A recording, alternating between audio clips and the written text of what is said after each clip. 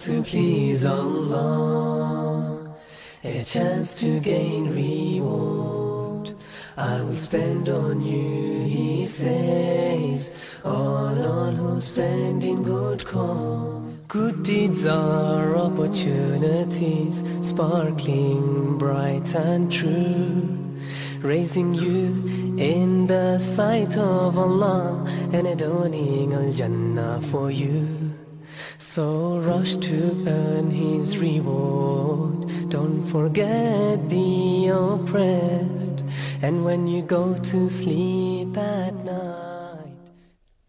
Bismillah ar-Rahman ar-Rahim, alhamdulillah, wassalatu wassalamu ala rasulillah sallallahu alayhi wa sallam. Dear brothers and sisters, dear viewers, assalamu alaikum wa rahmatullahi wa barakatuh.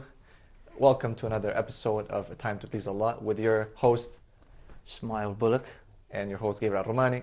And we have another exciting episode, and I'm back after a couple of weeks, and I know you guys had some interesting... I'm on time, didn't take a wrong turn today. Actually, you took a wrong turn today, but alhamdulillah. Well, people need to understand how complicated it is to get to where we are here. It can be. At least your wrong turn just delayed us. My wrong turn was like an hour's wrong turn. So. Right.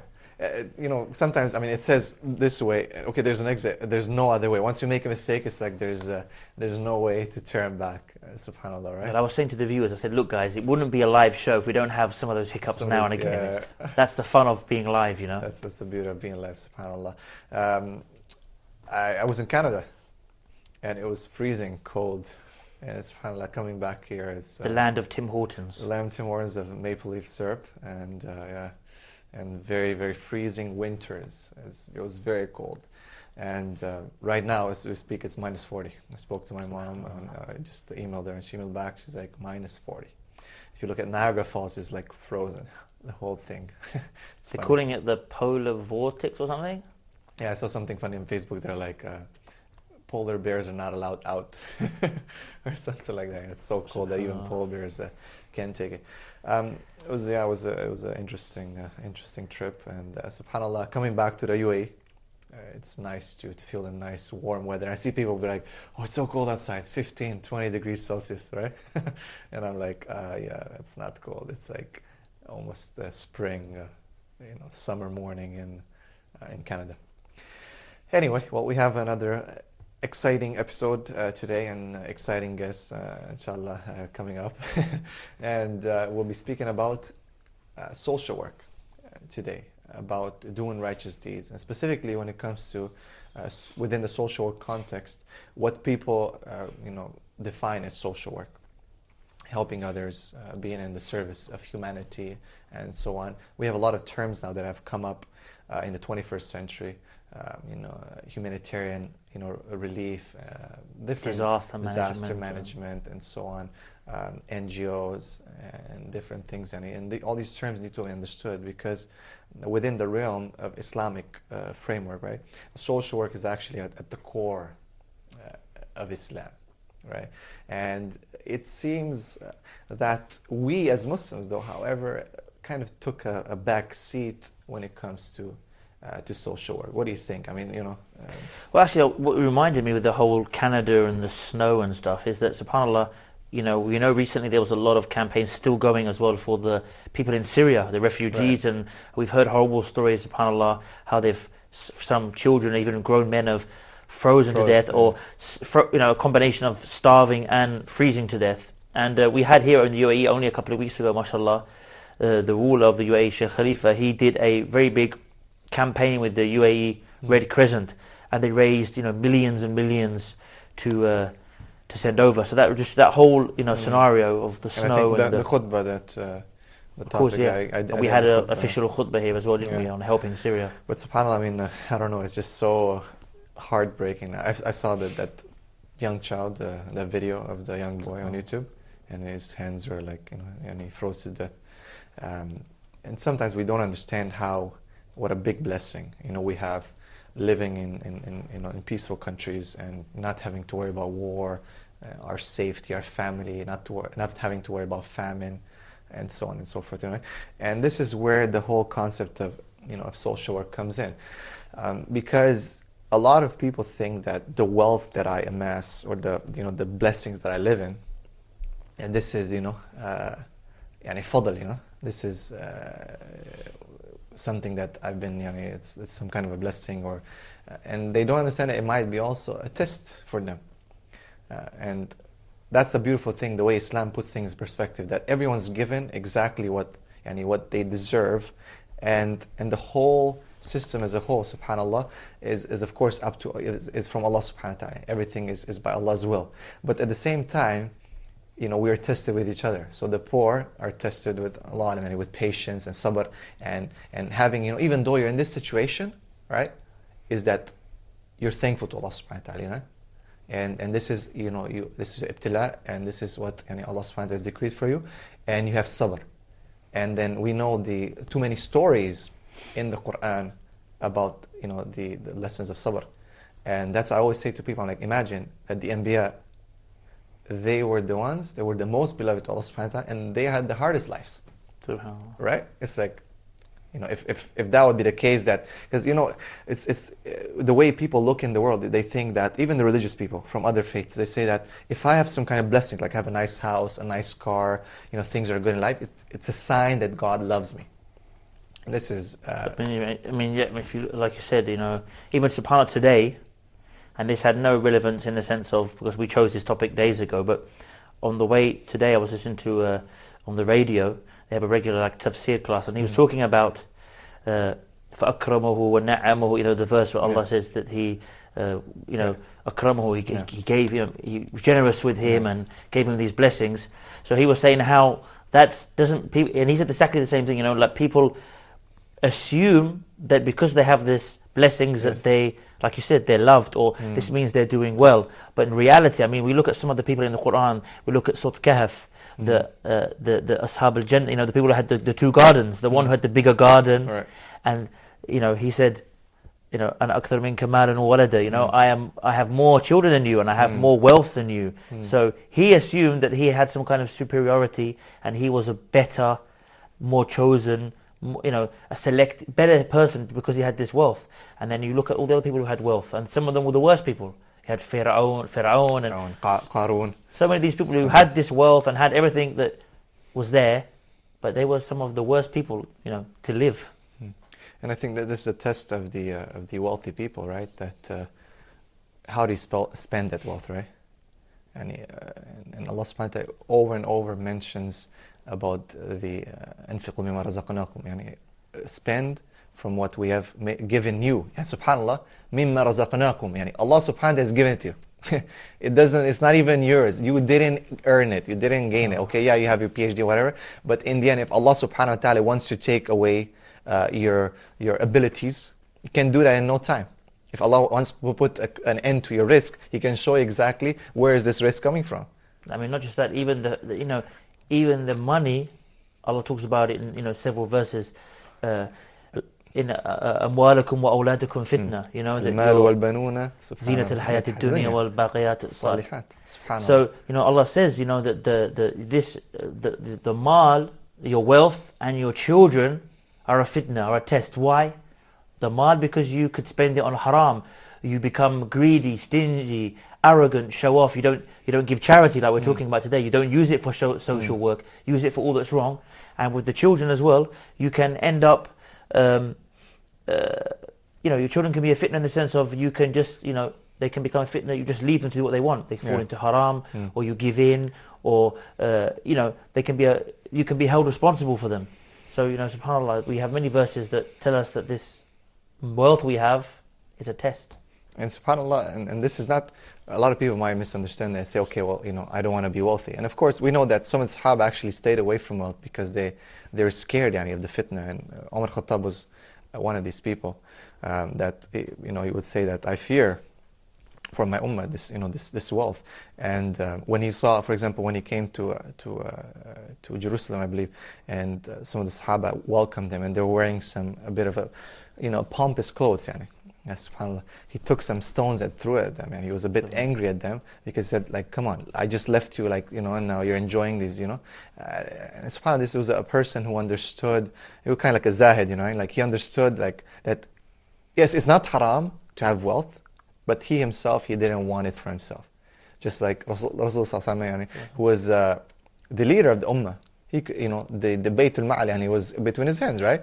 But I was just listening to a beautiful, happening that when he stood up after the prayer, and he ran basically, and he said, ذكرت يعني I remembered that he had a small thing من الذهب يعني from gold that I forgot to give in sadaqah, and I wanted to give in sadaqah. يعني. SubhanAllah. And we know when he died, what did he leave behind? Very few things like a shield, or very, very few things that would be almost nothing, right? So they understood that fitna of the wealth. But at the same time, SubhanAllah, someone like Uthman radiallahu anh, who had so much money, but gave it for the sake of Allah, right? And so many times, and Abu Bakr, who gave his whole wealth and then made more, and SubhanAllah. So it's not haram to have wealth, but as some used to say that, keep it in the pocket, not in the heart. I mean that reminds me of a story of one of the Sahaba. They went to visit Ali radiallahu anhu, and they saw in his house he had like a nice sofa, and they said to him, like, "Ma hadha, what is this, Ali? This is like extravagant." And he had a statement where he said, "Nahnu qawman idha wasa'na Allah wasa'na." That we are people that if Allah has made things vast for us, that we also show this to some extent, but not in. There's a difference between the people who show it. They cruise in their Ferrari to show off and act arrogant, and the person says, Alhamdulillah, I have blessings. I'd like to, Allah's blessed me. I'll buy a nice car. There's a difference between the two, in the heart. I mean, obviously, we know as well with the famous dua, رَبَّنَا آتِنَا فِي الدُّنْيَا حَسَنَةً وَفِي الْآخِرَةِ حَسَنَةً وَقِينَا عَذَابَ النَّارِ. Allah give us the good in this world and in the hereafter. And we have other verses where Allah says, to seek Jannah. And then he says, وَلَا تَنْسَ نَصِيبَكَ مِنَ الدُّنْيا. Don't forget. دار الآخرة. And then he says, وَلَا تَنْسَ نَصِيبَكَ مِنَ الدُّنْيا. So, Amazing. Do not forget your portion of the world. So there is a portion there that we can seek, and Allah says, don't forget it. So that, like your dunya, your what you need for your family, right. and comfort. SubhanAllah, this is beautiful because he says, to seek with what Allah has given you. Darul Akhirah. So SubhanAllah, it's like Allah has given us الذين يؤمنون بالغيب ويقيمون الصلاة ومما رزقناهم ينفقون ومما رزقناهم ينفقون. Allah subhanahu wa ta'ala is telling us that these are people who believe in the Akhirah, who believe in Allah subhanahu wa ta'ala, and then what they spend out of what Allah has given them, this is they're seeking the pleasure of Allah by spending. In this, and this is what we're talking about, and this social work that people, and somehow in the end of the day, if you look at it, it does involve somehow one way or the other finances, right? Money, but at the same time it involves time, right? And sacrifice in terms of yourself, and to sacrifice your time, sacrifice your being for the sake of Allah, serving Allah subhanahu wa ta'ala, and through this serving the people. One thing that is I think very fascinating with Islam that differs from everything else when it comes to social work. Someone like I don't know, I don't want to say the names, but some famous people have very famous talk shows, not like us, but and they. You mean not as famous as our picture? Not as famous. And when you ask them, what do you do it? They say, we do it for the people, right? They go and everywhere, the cameras everywhere, and they show. And alhamdulillah, it motivates others to do. And these are non-Muslims, okay? I'm saying. And they're basically motivating other people to do good, supposedly. And but when you ask them, why do you do it? Why do you serve people? Why do you do this social work? And they say, we do it for the people, for the people. You find sometimes, very weird, you find people, non-Muslims going and dying for in place like Palestine as human shields, Yeah, I remember the famous bulldozer, right? That American lady over. I mean, it's just very, very strange, right? That someone would sacrifice themselves and then when you ask them, why do you do it? For the people, for love, for this and that. And I remember having this dilemma. I was like, wait, where are we as Muslims, And then early in Islam, I learned about the concept of niyyah, like what is the intention, like niyyah mukhlisa, and ikhlas, and ikhlas lillahi subhanahu wa ta'ala, and what does it mean between that and what these people are saying. And amazingly, give an example. If you see a poor person on the street, what do people usually want to do? Give them the money. Yeah, why though? Yeah, it depends. I mean, we as Muslims, we'd say this person's in need, let's help him and let's get the ajr, you know. But the other person might be doing it from the empathy side of things. Exactly, but that's a very good word. What is empathy though? But sometimes it's that doing it to kind of make themselves feel good. Exactly. I've done something good. Exactly. It's that self. They feel so bad for encouragement. they feel so bad for that person. They're like, man, you know. And then they give them something. They're like, at least I did something, right? And my good deed for the day. Exactly. And that goes back to what? It's still some kind of they put out that fire, you know, and then they're like, you know, they feel bad. So it's actually kind of selfish. And even though you're doing it for the people, but it's what? It's still coming back to you because you feel good that you did something. See, that's where the Muslim, I mean, obviously there's some byproducts, you will feel good, but the Muslim has to he's not doing it to feel good. He's not doing it for the human being, so you'll say thank you or smile, or he'll remember, oh yeah, I used to, you know, help so many people or something. It's nothing like that. That's not sincerity. It's like, it doesn't matter if that person will spin his face, that person will not, you know, be happy or whatever. The Muslim is still doing just for Allah subhanahu wa ta'ala. You know, subhanallah, this is what Allah is part of our deen, and that keeps the person safe, that there's no hidden shirk, like no riyah, no show off, anything. It's sincerely, he wants to do it only for Allah. It doesn't matter, yes, it will help that person, but it doesn't matter what this person is going to think, doesn't matter what this person is going to say, doesn't matter what anyone else is going to do. So this is something, I think, such a big difference, and it's a very important thing, subhanAllah.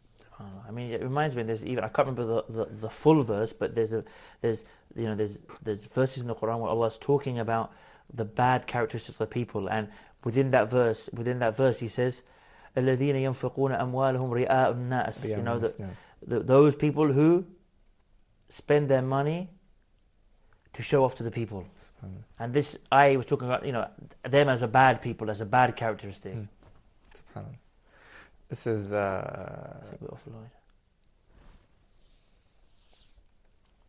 just took us straight to a break. So inshallah we'll go to a break. We've gone. And we'll see you after that. A chance to gain reward I will spend on you, He says.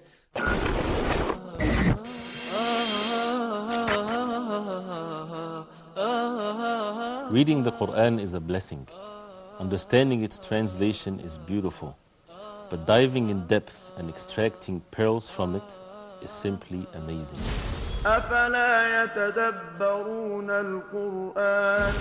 Do they not ponder upon the Quran? Every week, inshallah, we will dig deep and reflect on the verses of the Quran one by one. Quran in Depth with Sheikh Ibrahim Zaidan, only on Huda TV.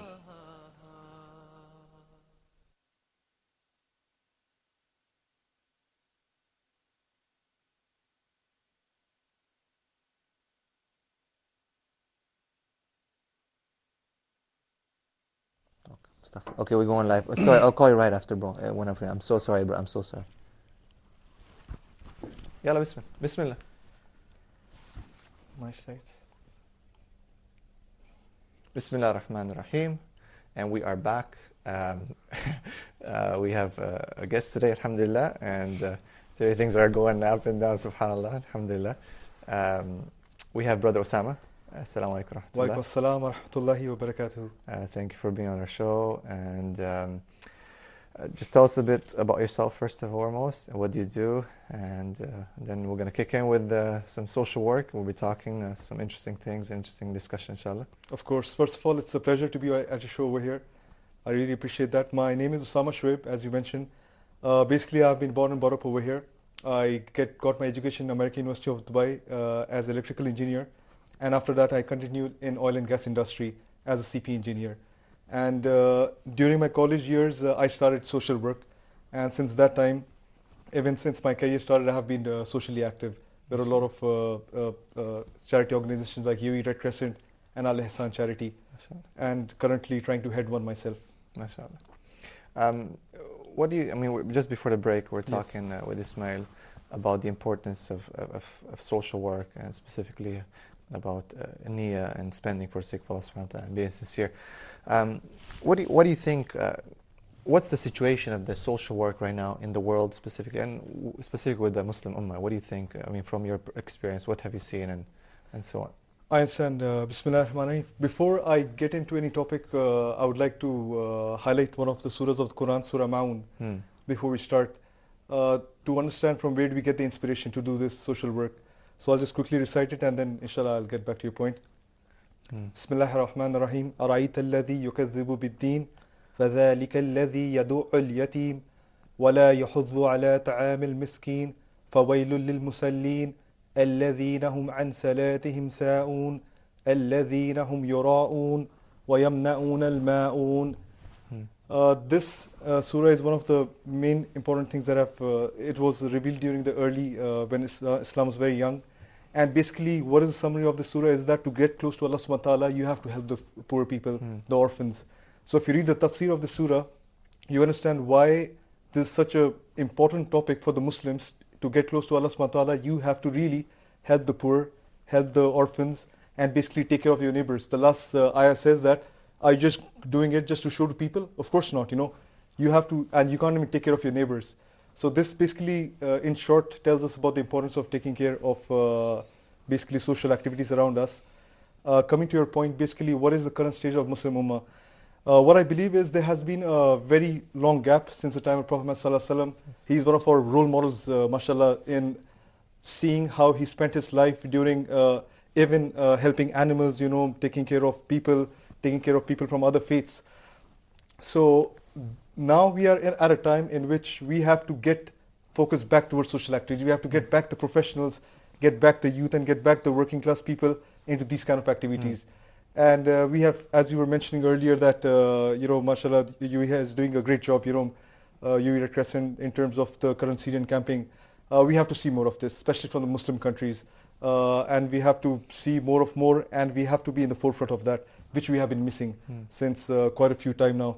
Most of the time it's other countries and nations who are in this, but we need to get our professionals in touch with our local imams or our people who are educated, and we have to take it a step forward. And subhanAllah, in the surah you mentioned, it says, فَوَيْلُ لِلْمُصَلِّينَ. Yes. It's like a warning to the musallin. Yes. And I find this very fascinating. الَّذِينَ هُمْ عَنْ صَلَاتِهِمْ سَاهُونَ الَّذِينَ هُمْ يُرَاءُونَ وَيَمْنَعُونَ الْمَاعُونَ. Yani, it's like, be careful. There's the warning there that you don't think just for show off. Like the people they're doing even the praying, but it's like for the people to see them. That's correct. Right.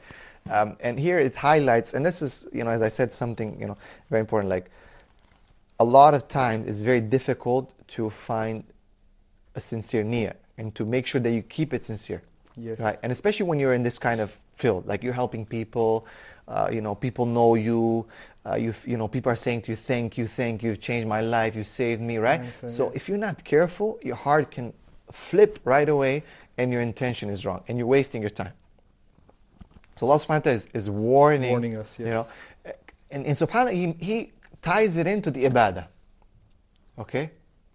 People pray so that people can see them. Okay? And this is something, that, Allahu Alam, I feel that if we look at the time of the Sahaba radiallahu anhu, and our time right now, really, we're very good, mashallah, at speeches and lectures and many things that people do, subhanAllah. The Muslims actually are not anymore in the backseat when it comes to the media. We have a lot of things going on for now, right? But I think we're missing a lot from this amal, the actual work. Yes. And I remember just Umar Khattab going around, what he would do as a leader of the country. And he's walking the streets, serving the people, taking this for them. He's not sleeping. I mean, subhanAllah, things, Ali radiallahu anhu, is carrying things. SubhanAllah, you look at the way, and they used to do it a lot at night. Why at night? They used to hide it, subhanAllah. You just reminded me, you could look at this as being social work as well. Even, you mentioned the animals. And, the stories you mentioned, it always reminds me of the, we've probably mentioned in a different episode or when we're talking about different rights, but the fact that Umar ibn Abdul Aziz, who was known as the 5th Khalif, even though he was many Khalifas after that, because he was so close in his piety and his implementation of Islam that they called him the fifth. It was as if he came directly after Ali radiallahu anhu, as you know. I understand. And he actually did something with the animals. This is obviously related to social work. He opened, just like you have, unfortunately, old people's homes now. Yes. People send off their old parents and relatives. I mean, of course, there's cases where they need special care, so they have an old people's home, and not everyone can afford maybe to have a private nurse. That's different, but a lot of people just, they want to pack them off. Oh, he's getting a bit senile now, Oh, he just keeps talking all the time. I can't watch the latest Tom Cruise movie. Send him to the old people's home or something, But so they made an old animals home, for lack of better words, where Umar ibn al-Aziz built with the government money of Bayt al-Mal, and he said, just as they served us through their young years, we will now serve them. And not only that, I've never heard this yet. Not only that, he hired government staff to sit there and bathe them and brush them and look after them until they passed away. Animals. This is really amazing. I've never heard of this. And this is where we always say, this animal rights, this part of social work, this came from, like, mashallah, so many things came from Islam. Tell me did you hear the great Romans doing that? If you went to the Roman Empire, the Byzantine Empire, any empire, they would have laughed at you when you said, we have to make an old people's home. They said, what are you talking about? Yes, of They're course. just animals. Give me a sword, I'll poke his eye out and slice off his head right now. Something like that. Something like that. I mean, they should do that to humans quite easily, let alone animals. So this is something that's unheard of, and a lot of people they like to say they are the champions of this kind of social work. They have initiated. We have the RSPCA, we have this animal shelter, we have the Society of Prevention to Cruelty to Animals, and we are the pioneers, we are the champions. But I mean, this was done by the Muslims. Yes. But unfortunately, like the social work, it was done by the Muslims. This is the problem. We live in the past. I understand. Yeah. We've So what I want to ask you is, you said. Actually, before I go, I was going to ask you, and maybe you could answer after you answering the second part of my question. Sure. I was going to ask you. You said you're trying to start up your own charity, so you can answer that inshallah after. But what I want to ask you before that is, what kind of charity work? You mentioned some of those well-known, mashallah, associations like Red Crescent and Al Ihsan, which I believe is Sheikh Abdul Aziz Al-Naeemi's Yes, it's charity. so much fun. Yes. So, what kind of charity work have you been involved in? And I know you have, mashallah, quite a few of the brothers who kind of a gang as such, you have a bunch of brothers, mashallah, who work on such projects. So what kind of things are we talking about? Actually, as Brother Jibril highlighted, that the topic for today is social work. So this is exactly what happened with me 4 years back. Once I graduated from college, I used to see youth, basically going in the wrong direction. I myself didn't have a good company at that time. I didn't know where to go, what to do. So it was basically 4 years back that I started thinking about starting some social work. But again, as an individual, the impact can be less. If you're doing as a team, the impact will be more. So at that time, we started getting like-minded brothers together, and we started going towards a legal charity organization in the UAE. We went to UAE Red Crescent. Either we wanted to volunteer with them, or they gave us a beautiful option to organize one yourself. So we went ahead with first and foremost, like getting all the youth together, like-minded people who are young, who are professionals, who are running businesses, who are being educated in universities and colleges, and who have this thing in their heart that they want to help people, and with sincerity in their heart, not to get rewarded or something. So then we did our first event, which was 2 years back. It's called Dates for Somalia. We did this with the UAE Red Crescent, and alhamdulillah, within the month of Ramadan, we collected more than 4 tons, mashallah, dates, and we sent it all across to Somalia. So this is basically the first event that we did, and we were very motivated after this that as a team we can work together. So after that, we did a small project with the Al Ihsan charity. We distributed the Zakat al-Fitr with them. And this is what's called MYP, My Youth Project, is that correct? Yes, that's My Youth Project. So you guys, I believe you have do you have a website people can check out? Because obviously viewers now, they're probably going to want to maybe have a look at it and see what it's about. Yes, actually we are going to launch our WordPress website very soon. It's called myyouthproject.wordpress.com. It is still under construction because we are still waiting for our license. But as soon as it will be available, of course, they can go and register and log in. You have a Facebook page, don't you? Yes, we have a Facebook page. Just because we're reminding people about the contact, I want to remind the viewers about our number here. It appears on the screen. You can call us, and if you have any thing to say during this program about social work specifically, and we want to ask the viewers, like specifically, what do you think is missing in the Ummah today that we're not in the forefront with social work? Like we, as Ismail was saying, we were, or this was, so we're kind of living in the past, but why aren't Muslims right now at the forefront of social work? Alhamdulillah, there is a lot of work going, but without a doubt, we're not the champions of it. So why do you think that is? We would like to hear from you. You can give us a call, the number on the screen. You can send us also a message on Facebook. And you can hook up with us on Time to Please Allah, and also our personal Facebook pages. And we're going to post whenever MYP is up. Definitely we're going to be advertising. Of course, yes. Once I think we are legalized, that'll be the best time for people to tune into us. So actually, before we continue, there's something I want to mention before I forget. Basically, for those people who are in Dubai, there's a very exciting conference coming up. And this has to do with social work. Which is social work, of course, because social work is it's very relevant, because social work is teaching new Muslims, helping them, advising them, and there's going to be a very nice conference coming up, a 2-day one here in Dubai called the New Muslim Summit. Correct. Various speakers like Yusha Evans and Mohammed Tim Humble and Sajid Ahmed Omar, and etc. Ismail Bullock. There'll be people speaking there, and it should be inshallah very good for people. So we hope people can type in newmuslimsummit.com. Yes, they can go and register there. So many of the viewers actually are in Dubai. So we'd like to. I think it's next weekend, right? Next weekend, the 17th and 18th. And there's limited spaces. I think there's about 1,000 spaces. And usually it's organised by Kelima, which is an Islamic centre here in Dubai. And mashallah, their conferences usually get filled up pretty quick. So if any viewers do want to register, especially new Muslims, there'll be, inshallah, a lot of the lectures there should be very inspiring and helpful for them. And it all comes in with what we're talking about, social work. Of course, that is very important, yes. Basically, you have to understand, some people might be confused, what do you mean by social work?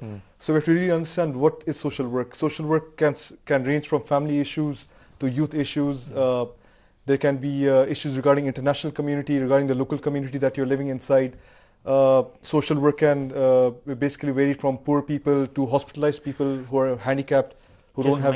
just making someone, even as little... Some people will say, okay, I'm not the kind of guy, I'm a shy guy, Or they may say that I don't have the opportunity to go to hospitals to do this. Yes. Just... Okay, we think we have a phone call, actually. Phone call, yes. Sure. Assalamu alaikum. Alaikum salam. Yes, sister, how are you? I'm fine, thank you. Alaikum salam wa rahmah. Yes, sister. You have any input on today's topic, inshallah?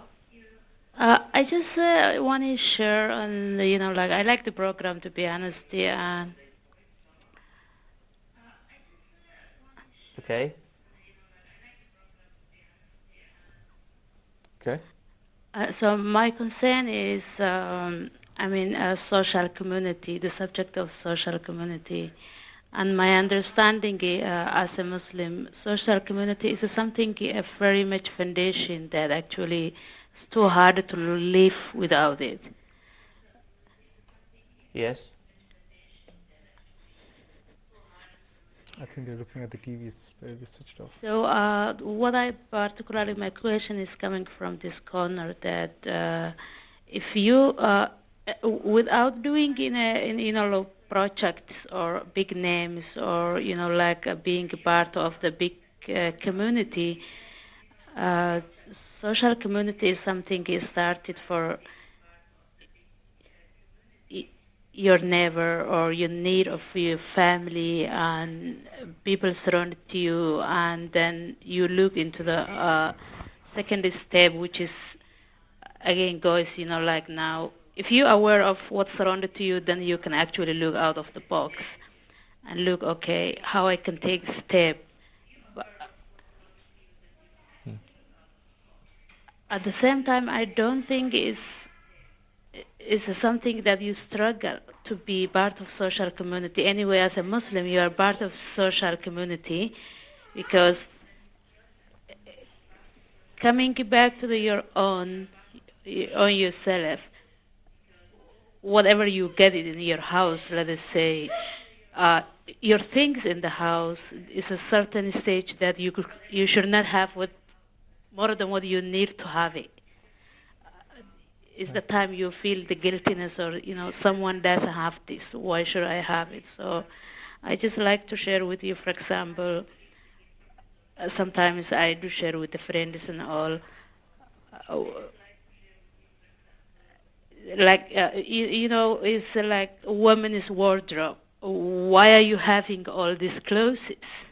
Which, like design clothes, or, like you just keep buying and replenishing in your cupboard and you don't wear them, but someone else can't even buy it, one of it.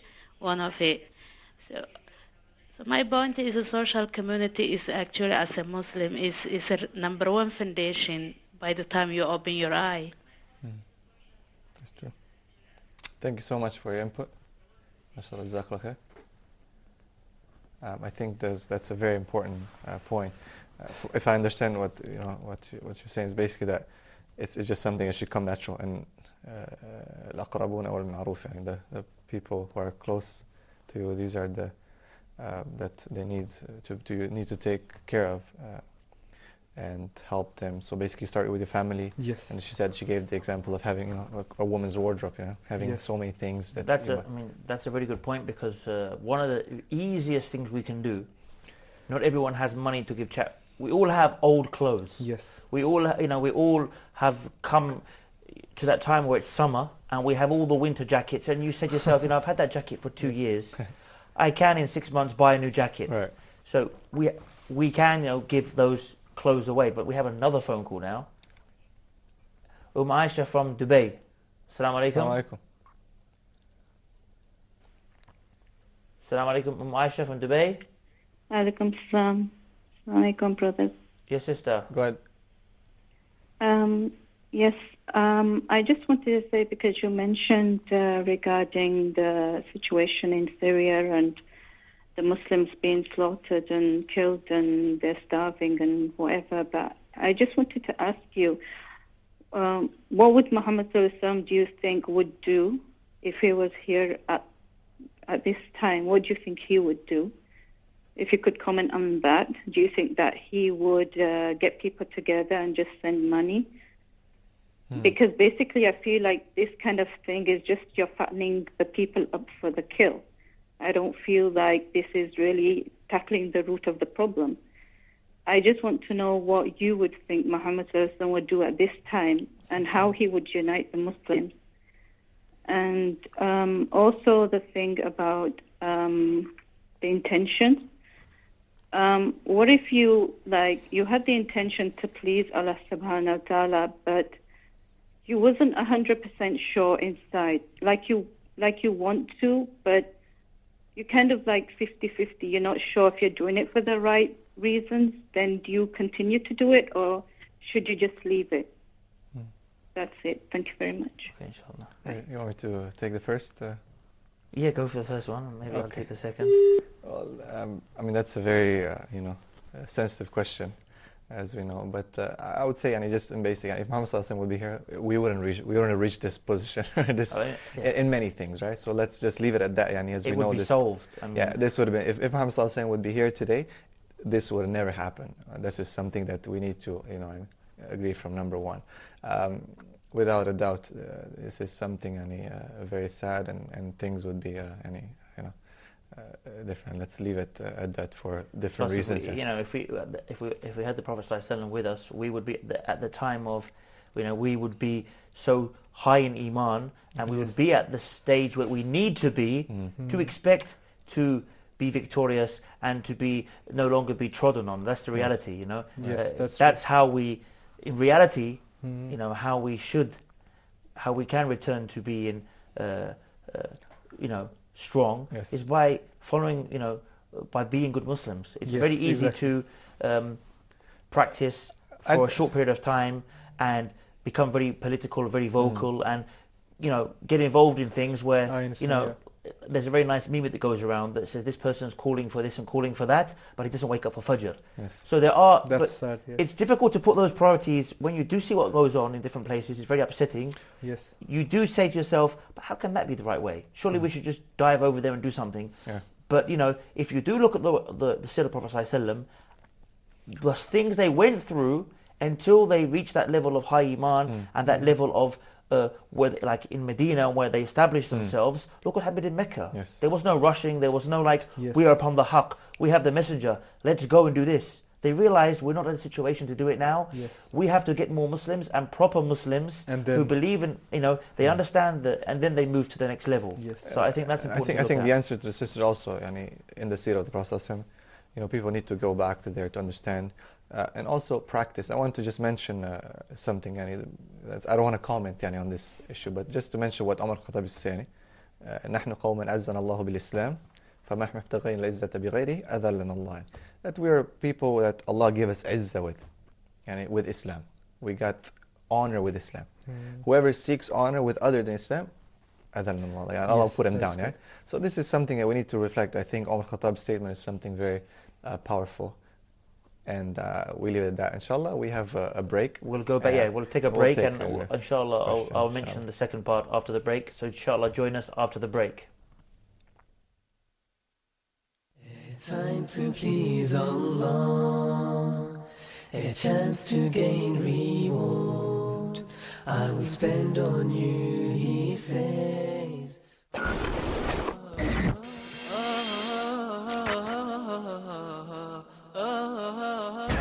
فلا وربك لا يؤمنون حتى يحكموك فيما شجر بينهم ثم لا يجدوا في أنفسهم حرجا مما قضيت ويسلموا تسليما. There are 3 levels. Sister Rayhan from Bahrain. السلام عليكم. وعليكم السلام ورحمة الله وبركاته. Fahim from Sweden. السلام عليكم. السلام عليكم Sheikh, how are you? Alhamdulillah, barakallah feek Fahim. May Allah bless you and your family. Sheikh, I have one question. Now, that is not allowed. Why isn't allowed? Because the Prophet ﷺ said, "Man ghasha falaysa minna." He who deceives or betrays does not belong to us. He's not one of us. A person who is given the sadaqah or leading the prayer does not have necessarily to be praying fard. Maybe he's praying the nafl that is after the prayer, the 2 sunnah after dhuhr or after maghrib or after isha. And the follower, the imam, will be praying with the intention of offering the fard that he has missed. Okay, barakallah feek.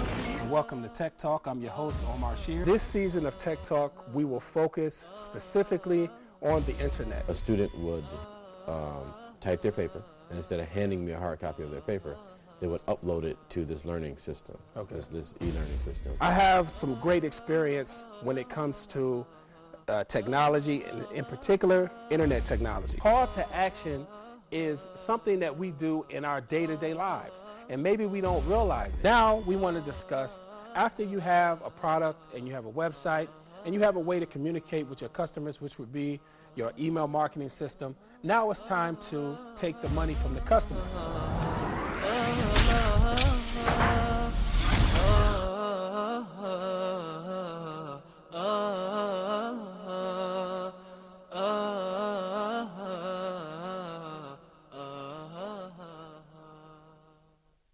Time to please Allah, a chance to gain reward. I will spend on you, He says, on all who spend in good cause.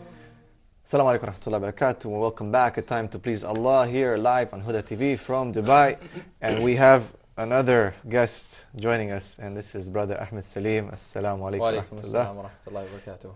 1 minute, who are you and what are you doing? I'm a management trainer by profession, and in the evening or whatever free times I have, I spend time studying with the scholars. Mashallah.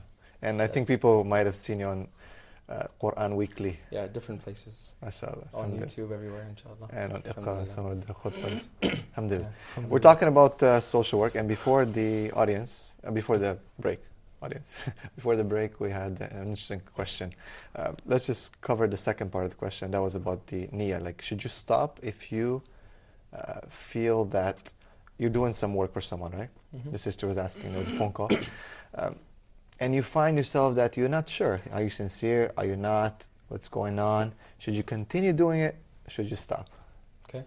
What do you think? I think you should just renew your niyyah at that particular point. I mean, your niyyah is never going to be something stable, right? It's gonna alternate. But again, it's that reviving your niyyah time and again, that you're doing insincerely for the sake of Allah subhanahu wa ta'ala. If the action is something good, then they should carry on. If the action is something that is leading to, fasad or something that they've, unwillingly indulged themselves into, then they should abstain from that. But in reality, I think that revival of the niyyah is a very common thing. Even during salah, you find yourself, you come back and you rectify it within yourself. And not forgetting as well, that's definitely going to be from the shaitan as well. Exactly. Shaitan will always play around, and this happens to everybody. No, I'm sure everybody has that thing like, did I just do that for the wrong reason? But we have that famous dua. Allahumma inni a'udhu bika an ashraka bika wa ana a'lam wa astaghfiruka lima la a'lam. Oh Allah, I seek refuge in you that I commit shirk and I'm aware of it, and I'm unaware. And I seek refuge and seek shirk when I'm aware of it, and I seek refuge in you for that I commit it and I'm not aware of it. So this is the famous dua that if that feeling comes, you should say this. One of the scholars was saying something very interesting. Is that if you're doing something good, and you're basically doing it to show off, you find yourself in the niyyah is like, oh man, I'm showing off, right? It's like this could be like a riyah, shirk. Yeah. However, if you stop it also for the people, like, oh, I don't want the people to, then he says you're also kind of doing it for the people. So you're kind of a two-faced. It's like a two-edged sword. So as you said, you need to just renew it. Just go on. And the shaitan also wants you to stop doing that good deed. Yeah. So he'll either say, hey brother, your niyyah is bad, or he'll say, just stop it because you're showing I remember this very interesting story. I remember many years ago, obviously I became Muslim when I was 14, so I was about 15 before I came to the UAE. 15, almost 16. And I'd gone around to some practice in Saudi who was visiting London. He invited me to his, a group of them, to their flat. So I was praying Maghrib. And I read it silently. And you find out why. He said to me afterwards, he said to me, Ismail, why are you reading silently? I said, because, I felt that I'll start reciting and I'll have this riyah, for you to listen to me. He said, this is riyah itself, because you stopped reciting loud for us. So he said, this is also riyah. I was like, okay. So subhanAllah, just remind me of that story when you said that. So, subhanAllah. I want to go back to Osama. We're talking, Osama is involved in some social work, alhamdulillah. MashaAllah. And going back to what the first sister said. Yes. I want you to comment on that. The first actually, the sister made a point. Sorry. Yes. Please call us. I like these were excellent questions. The number's on the screen. You can give us a call right now and ask any of the speakers, and inshallah we'll take your question. Sure. And there's a phone call. Yes, basically I would like to... There's a phone call. Okay, sure. Please go ahead. Sorry. Yes, assalamu alaikum. Wa alaikum assalam wa rahmatullahi wa barakatuh. Alaikum assalam. Go ahead, sister. Hello. Yes, fadl. Yeah, I'm very happy with your show. MashaAllah, MashaAllah. It's so inspiring and it really motivates, and especially the brother who's talking about the youth involving in social affairs to help people. And it's really wonderful, and I've experienced this in my life when I was in school and college. And I said that it's not only youth. Yes, youth has to involve themselves a little bit of social work, because they're wasting a lot of time in internet and on other useless things. When they involve themselves in social work, automatically they get an inspiration, what is life and what they have to do. There's a goal in their life. Secondly, it's not only youth. From child to, I said that even the oldest person should involve in some kind of social work. At least a telephone call to ask about his brother, how are you, what you need. It works wonders for both the opposite brother and the person who's calling or helping. Secondly, I also want you all to help Eastern countries also, not only with dawah, but we have to give them a copy of Quran, a copy of the Quran that's come, latest Quran that is with a pen Quran that you can just put the pen and read, and their pronunciation can improve. I have seen so many Muslims who cannot pronounce nicely. I was one of them. Quran pen. Let me tell you, I'm struggling, and I feel what they feel, So social work is not only with money. Yes, we have to help our brothers with money if they need, because there are some families, they cannot come out from poverty. How they will know the deen? So we have to give them money, give them the Quran, and tell them, teach them few things so they get interested. I have seen it works wonders with so many of them. I have experienced, I have done this work, and I wish my brothers, work on this by giving a copy of Quran with, with the pronunciation, like new, with the pen and the small devices that are coming, where a child can learn to recite Quran without anybody's help, And I pray for me that I want to involve myself in such work and join you somewhere in future, inshallah. Thank you very much. And you are doing a wonderful job. And Huda TV is doing a really wonderful job. And all my thanks to this channel, inshallah. And mashallah, country also is very nice. It's giving you a good chance to spread this thing. And they are themselves doing with Dubai Care and many other social work, mashallah. Allah bless you all. Ameen. Assalamu alaikum wa rahmatullahi wa barakatuh. Sorry, brother. Yes, basically, even what this sister has mentioned, something beautiful, something which is similar to what the first caller told us. It's basically regarding is this a default value that comes in someone? Well, I disagree with that, because if you're talking about professionals who are mature people, yes, they might look at the world situation and really think that okay, we have to do that. It's important for us. But if we really take our mindset back to when we were a child, basically when we were a bit immature, especially in school and colleges, we have a very completely different mentality. We think differently, and there are a lot of distractions, like entertainment industry, media, your social circle, and other things, of course, which are haram, which attract especially immature people. So what we have to understand is that when it comes to immature people, especially in schools, colleges, and even up to universities, I've seen, there's just too many distractions.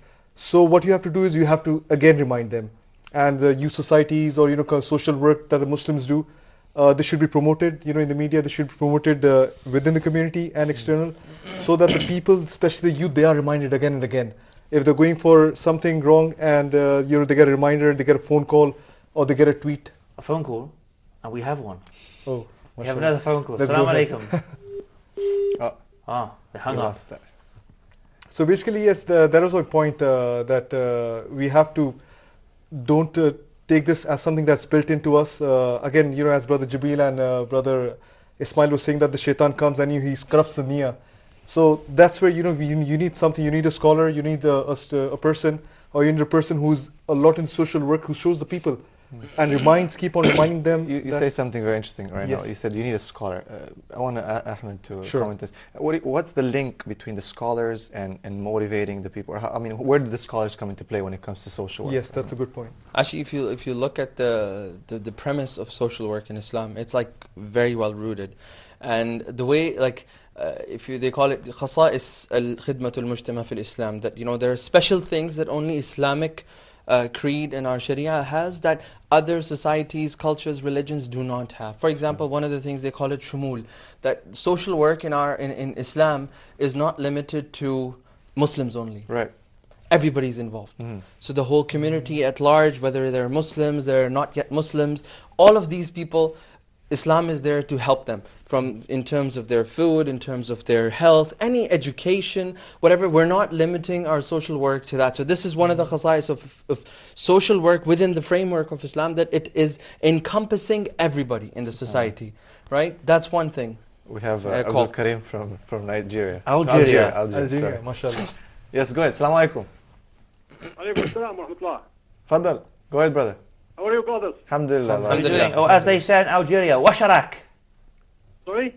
I said, as they say in Algeria, washarak. Yes, that's how we say it, yeah. Well, you know all these things. Go ahead, brother. Yeah, thank you. I would like to say something about the issue you are talking about. And actually, I think every Islamic value that we try to revive in our society of today, which is we have to admit that most of the Muslim countries are not really Muslim countries, because I think we're quite secular today.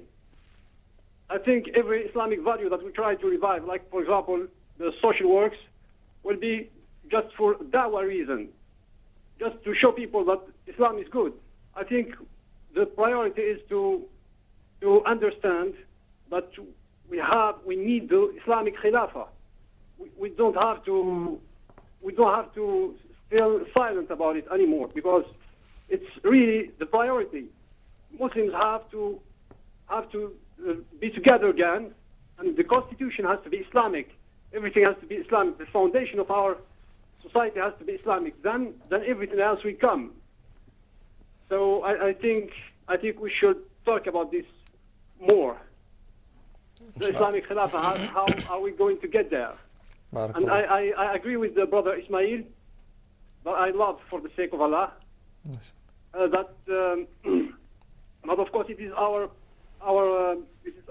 way of practicing Islam that will bring it back, because like they say, the saying, كما تكونوا يولى عليكم. So how you are, God will send you as a leader. So I agree with the idea that we first have to practice Islam. But I think we have to talk about it. It has to be our priority. And everything else will come. So that's it. Assalamu alaikum wa rahmatullahi wa barakatuh. Barakallah fiqh. Sorry to cut you off. We're talking about, but one thing that really interesting that the brother mentioned, he said that it just hit me right now, that maybe are we trying to revive this whole social work to show people that Islam is there, or are we actually doing it, to do the work, to help people? So here's the part of like the beauty of there's one aspect that I was talking about, the khasais, that shumul, it's everything in it. Another khasais of social work within the framework of Islam is istimrar. It always continues, it never stops. And the way Allah subhanahu wa ta'ala has ensured that it always continues is two ways. One, He has mandated fard ayn on you. So if you have a relative of yours, they're poor and hungry, you have to give. This is a very good point. Right? You don't have a choice. So it's fard ayn. So even this is social work. It's social work. Even in the option of where you don't want to do it, Islam has mandated it for you to do it. If your neighbor is starving, what's the hadith? If your neighbor starves and you sleep in a full stomach, then you would not even smell Jannah. Right? So these are mandated by Sharia. But then there's also that voluntary social work that Islam has, that if the society at large has a lot of khair, they have a lot of finances, they have that ability to do that, then again the limit is open. Are we doing this for the da'wah purposes? No. إِنَّمَا نُطْعِمُكُمْ لِوَجْهِ اللَّهِ. We are feeding people for the sake of Allah subhanahu wa ta'ala. We have not, for the sake of لَا نُرِيدُ مِنْكُمْ جَزَاءً وَلَا شُكُرًا. We don't want any reward from the people, neither do we want to even you tell us thank you. Yes. We don't want anything like that. We're just doing it because we want to please Allah subhanahu wa ta'ala. I forgot, this is so beautiful. I think this will kind of sums up what we're This is talking the summary about, of social work in Islam. Allahu Akbar. Actually, back to Osama. Basically, just want to add on to this brother's point, before coming for today's talk, this is the ayah which I went across, and when I was showing Surah Maun, I was just trying to remember which was that ayah, and subhanAllah, we just have it, so subhanAllah. So yeah, just summarizing the point that I was talking about, that the youth, they're really over here, there are so many variables in life, especially there's so many psychological pressure, so much peer pressure, that you can't really understand what are the priorities, what do you have to do. Should I rather sit home study? Should I do this? Should I go and play? Should I just go and help the poor people? Or should I do some community work? So it is a very big confusion actually for the youth. So there must be role models, and of course, the first role models must be the parents, themselves. The parents must show their model to children so that they look up to them.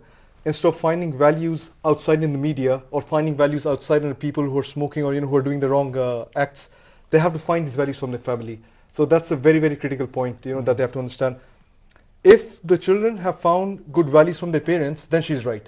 Then it's a built-in thing, it's a built-in thing. Right. But I'm sure, mashallah, brother Ismail, and you both, you're married and you have kids, so you understand, the kids, that, they look up to the parents to get guidance, to understand the values they have to live. So if they didn't really get that, basically they're just off track, and you have to get someone to get them back on track. I want to elaborate a bit more on that. You brought in the khasais of the Islam and dealing with social, but there's one more left. One more, okay. Yes. Yeah. Go ahead. Which is called tawazun. Okay. Balance. Now, oftentimes what happens is in the quest for social work, Islam has priorities, right? So if you find people, you'll find that people that don't have the Islamic framework to work with, you'll find the guy, he'll be out in Africa feeding poors while his father is in an old age home dying. Right? So Islam it also gives you that social work framework, but it has to be balanced. So that social work is never going to take place at the cost of a priority that Allah has mandated you to do it. So that is very important aspect of when it comes to social work, because sometimes this volunteerism inside the person, it gets to the extent that his family gets affected, his brothers, everybody. Doesn't have time to mind kinships. What the sister was saying, one of the callers was saying, she said, social work is there when you open your eyes. I think that was such a beautiful thing. So as soon as you open your eyes, there's social work everywhere for you. Yes, right there. Yes. Going back to, again, I think we didn't, so where do the scholars fit in this frame? Yeah. The Islamic scholars. It's actually, so these are the type of verses that I just discussed with you. Actually, there's a research that I was studying recently, and it talked about the different, it's like a 400-page research they have done using Sharia and saying what are some of the contextual evidences that we have as Muslims in Quran and Hadith, and how can we implement that, and so motivating people, the reward for it. So the scholars, their main task is going to be to reminding them that all of this, we're doing it for the sake of Allah subhanahu wa ta'ala. So if they can come to that same point many different ways, being examples of that social work is very important. Not just giving a khutbah, but then when there is a food drive or something that we're sending food to some needy Muslim country, they're the first ones. So people see them saying, oh my God, mashallah, the Shaykh has taken time out of his busy schedule to come and help us out. And I think this is what needs to be done more, maybe. And walking the walk. Yeah, walking. And of course, the scholars and the mashayikh, they're so busy, right, with teaching. But at the same time, a lot of people, because they need to see these guys, mashallah, who respect so much, that they're actually doing, what they're preaching, and that will motivate them, to do more, and they'll give them that, that hey, it's not just talk. It's actually action. This person's, calling us to do. And I remember, I believe it was Imam Malik that was asked to give some khutbahs about freeing slaves. وَمَا أَدْرَكَ الْعَقَبَ يعني فَقُّ رَقَبَ. Yani, subhanAllah, and what's this high mountain pass or the climbing on the mountain? It's to free slaves, right? And he was Imam Malik, right? And he said he didn't do it for a while. He didn't do it. And then finally he did it. And the people said, people were freeing slaves, subhanAllah, after the khutbah, after the speech. And then the people came to him and yeah, Imam, why didn't you do it earlier? He said, I didn't want to do something that I myself, we talk about something I myself didn't do. So I went, I got some money, finally, I freed some slaves, then I made the speech. SubhanAllah, that's what's so scary about giving khutbahs. SubhanAllah. Many a time. It is. When you climb up there, you say, am I doing what I'm calling to, SubhanAllah. And it's a difficult task nowadays, with all the things that you have to do in life and stuff like that, how keeping sure that like if you look at Musa alayhi salam, when Allah subhanahu wa ta'ala, this is my favorite verse in the Quran. Allah subhanahu wa ta'ala gives Harun alayhi salam and Musa alayhi salam Tawrah, and they are commanded to go and call people to Islam. And then right in between he says, Allah subhanahu wa ta'ala says, وَلَا تَنِيَا فِي ذِكْرِ. Do not let any depletion come in my remembrance. In your mission towards Allah subhanahu wa ta'ala, calling people to Allah. So this verse, it always strikes me that, the number one duty of any scholar or a student of knowledge is first to connect himself to Allah subhanahu wa ta'ala with all that knowledge. And if he fails to do that, then know that the person has failed. Because on the day of judgment, all that knowledge is going to be hujjah against that person, right? So it's a very scary thing. As one of the da'is in Canada, he said, if you do talab of engineering, if you do talabul engineering, for the sake of dunya, are you going to hellfire? No. But if you do talabul ilm for the sake of dunya, are you going to hellfire? Yes. Guaranteed. That's a very... Right? So so the way he explained it to me, I was like, subhanAllah, it's a very scary thing, as you said, Ismail. We have about 2 minutes, so let's kind of wrap it up and hear from everyone. What do you guys think we should do as an ummah, as Muslims in our own house? Like, what's the direction that we should take to revive this, I would say, sunnah, or even a fard, even a wajib, you can say, subhanAllah, of social work, of doing this, these things as individual, as an ummah, as a collective, as some of the brothers were referring to the collective and the ummah. Bismillah. Okay, I think we need to start with ourselves. Because unless we fix our own selves, we cannot go and fix the ummah. And the brother said, the way you are, those are the type of leaders you'll have on you. So the point is counteractive it's just counter argument to his saying, we need to bring back khilafah. No, we need to work on ourselves, because you just said it. He said it himself in the talk that the way we are, those are the type of people. So the leaders that we have, that's a reflection of the way we are. So we need to start working on ourselves. Actually, I would just like to add a small point. Actually, that's one of the first points that I wanted to discuss as well. First thing is you have to understand that shaitan is all around us. He's attacking us from north, south, east, west, everywhere. The main problem, procrastination, laziness, we have to get this out of our schedule. This is a problem that everyone faces nowadays. I have a friend who's calling me and he's telling me since ages that I have this problem. So one thing we have to really understand is that we have to identify that laziness and procrastination is something that's killing our time. It is just taking our valuable, the most expensive thing that we have away from us. We have to accept that fact that we are wasting, and then we have to start being productive. How? Like the brother mentioned, you start with yourselves. Your family looks at you and they appreciate you, and that's what's happening actually, with most of the brothers that I'm dealing with. Like, their families are noticing the difference in them. They're getting up early, they're going for some good cause, and once you start doing it yourselves, the community around you realizes, and then the international community realizes. Thank you so much. Barakallah fiqh. We're out of time. Ahmed, Osama, excellent discussion. Ismail, of course, always. End of today's show. So don't forget to check out our Facebook page. We'll upload, and the Huda TV YouTube. You can rewatch the episode, inshallah, and share it with everybody. And that's it for this evening. So join us, inshallah, same time, same place, live from Dubai. A time to please Allah. And as always, we leave you. Assalamu alaikum wa rahmatullahi wa barakatuh. Alaikum assalam wa rahmatullahi wa barakatuh.